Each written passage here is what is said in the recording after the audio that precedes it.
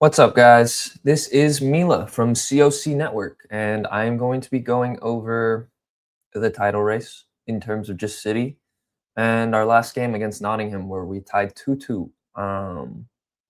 Let's start with the game, I guess. Underwhelming, disappointing, frustrating. There's a lot of words that you can use to talk about this game. We thought we had it. We took 2 leads, lost 2 leads. And of course, they're worldies from guys that we're targeted with, but I was annoyed Wednesday. I'll put it this way. I was very annoyed. I didn't wanna watch footy. I didn't wanna play footy. I didn't wanna think about it. But after a day, this is typical City. Um, I think I've talked about it on the pod plenty of times, but I will reiterate that we, as a club, tend to make things difficult. Been a fan for about 16, almost 17 years now. Everything's difficult. We don't do anything easy, and when we do, it doesn't come often, in my opinion. You look at some of the title races, winning in the last day, post United's game, extra time goal, 93-20. Shout out Aguero. We can look back at the Villa game. We go down, need brilliance from Gundogan and the rest of our team to bring us back. A 1-0 win against Inter in the Champions League, where they almost equalized, but we need heroics from Ederson to bring us over the line. My point is, this team doesn't do anything easy. And on top of that, there's obstacles. And unfortunately, I can't say that the teams ahead of us or the team ahead of us is the obstacle. I think that would make for much more entertainment in terms of the title race and just Premier League. But we're our own obstacle, along with some other things. We're gonna have to lock in. That's what it is. People need to be Pressure needs to be placed on some of our players' shoulders. I think Holland is one of them. I am in the camp of he is the best striker in the world at the moment, but he's also has so much more to unlock and to give to this team. And I've seen it on social media. People are praising Savio for his attitude with Murillo after the game, whereas Holland is laughing with Sells after the game. And I want to say it doesn't fucking matter, but it does matter. As fans, when we're in a title race and we've just dropped 2 points and you're our leading goal scorer, you are the man that we all trust to get us over the line. Like you need to be out there. You need to at least pretend like you care after the game. Like it hurts a bit. I don't know. The YouTube videos, I enjoy them. I'm not gonna lie and say that I don't watch them. His personality as a whole is phenomenal. And if you just look at the goal scoring charts, he's one of the best, if not the best. But in times like this, in a title race,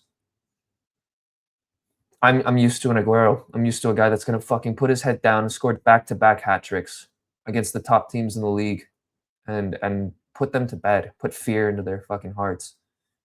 This is not the same. Granted, he's so good, but we need more. Semenyo's outscored our forward line since getting here. Completely outscored them. That's a problem. We can't do this if we want to win the league. We need more. We need output from everyone, not just an 11. We need 16, 17, 18 players out there ready to die for the badge if we want to win this. I'm not calling anyone out. I think I'm calling them up. And I really don't. I'm getting all jumbled because I don't know what to say. This is just what we do. But now we've made it so that it's out of our hands. It's in Arsenal's hands, and they have to screw up, which is always the worst feeling. Personally, I don't like having it in the hands of the other team. The situation we were in prior to the Nottingham game was ideal. Win the game at the Etihad, you basically win the league. as long as you match fixtures. Now we have to hope and pray. We can go perfect for the rest of the season, and it might not be enough. And that's a fault to our own consequence. Whatever. That didn't make sense. Tired, guys. Had a long work day, 2.5 hour car ride to get back home, and anger in my heart. But I'm holding on. I'm still alive, but I'm barely breathing. Um, and again, I'm a never say die type of person. City are in this title race until the very moment that they are no longer eligible to win it for me.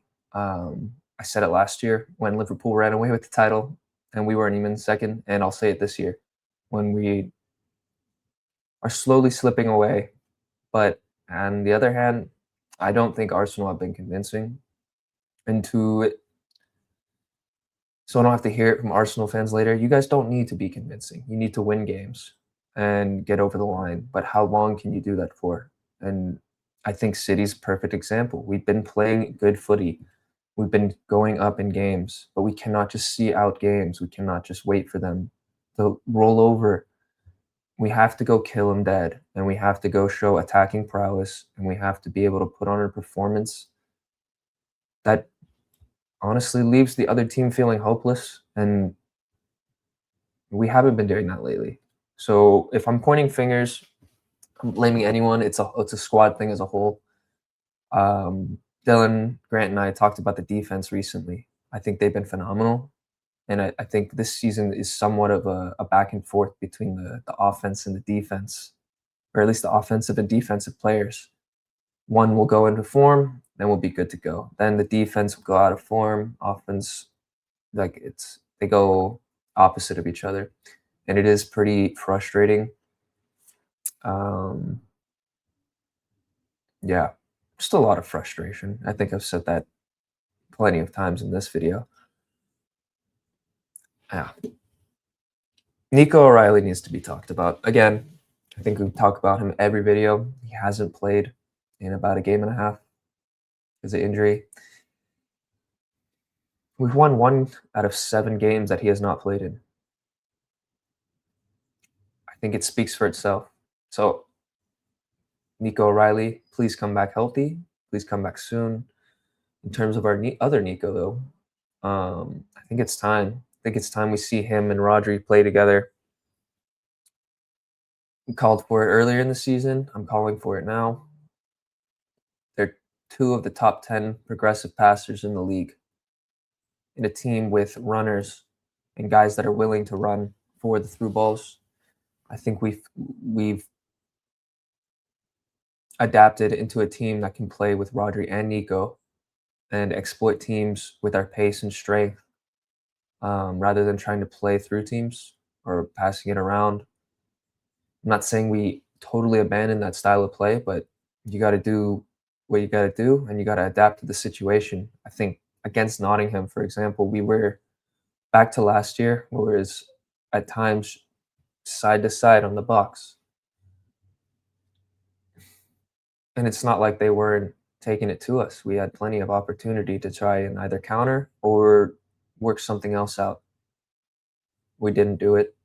People will want to blame Foden solely. I don't think he had a fantastic game. I don't think he had a horrible game, but he needs to be better in the title run-in. All of our players need to be better in the title run-in. I thought Gahey played his worst game in a City shirt against Nottingham. Misplaced passes all over the game. Just a lack of confidence on the day, which is weird. So I don't expect that to continue by any means, but he's got to be better. This is all off the top. I'm just kind of venting here. So, yeah, Donnarumma couldn't have done anything better for those goals, in my opinion. I think the Anderson strike was a worldie that just rounds Gahey. Neither of them can do anything about that. Igor Jesus. Morgan Gibbs-White, back heel. Donnarumma can't do anything about that. But I think there's questions to be asked for midfield and defense for that play. And then kudos to Nottingham Forest's defense for keeping them in the game. especially towards the end with the goal line clearances, throwing your body on the line. These are all things I talk about as a defender, as a City fan, and they did it well. They did it very well, and we just have to be careful. I think we can't underestimate teams. Can't get complacent. Um, Teams towards the relegation zone. It's not an easy walk in the park. They're fighting for their lives out there. Just like we're fighting for a title, they're fighting to stay in the league. So maybe our players, went into the game thinking it would be a walk in the park. I know I certainly did, but I'm a fan. I don't have to go play on the pitch. So complacency is a bit okay, for me at least, and the rest of the citizens. But we can't have complacency from the players. Guardiola, I think different changes could have been made on the day, but the players weren't really there for it, or at least couldn't get it over the line. So I'm not even gonna say anything about Guardiola for this game. But going forward, he's gonna need to be focused. He's gonna need to get the lineups right. He's gonna need to bring the best out of our players. And I'm fairly confident he can do that. So yeah, you'll see me on the pod weekly reminding you that it's not over until it's over. Until Arsenal gets their name etched on the trophy, until someone has to do a guard of honor, I am not fucking giving up. And I hope to God that this City team does not give up either, because people are rooting for you. And I want to say it's part of our culture as a club to not give up. So take it to them to the last day. This has been Mila from C.O.C. Network. Thank you guys for listening. If you enjoy the content, please like, comment, subscribe. We are on our road to 500. I believe we're at 340 right now. If you're not a big fan of Premier League or European football, then check out Clash of Cosmos, because we talk about the MLS, talk about the most accredited team in the MLS, the LA Galaxy, and it's a good time. So, yes, go check us out for either Clash of Cosmos or Clash of Clubs. This has been Mila. I will be seeing you guys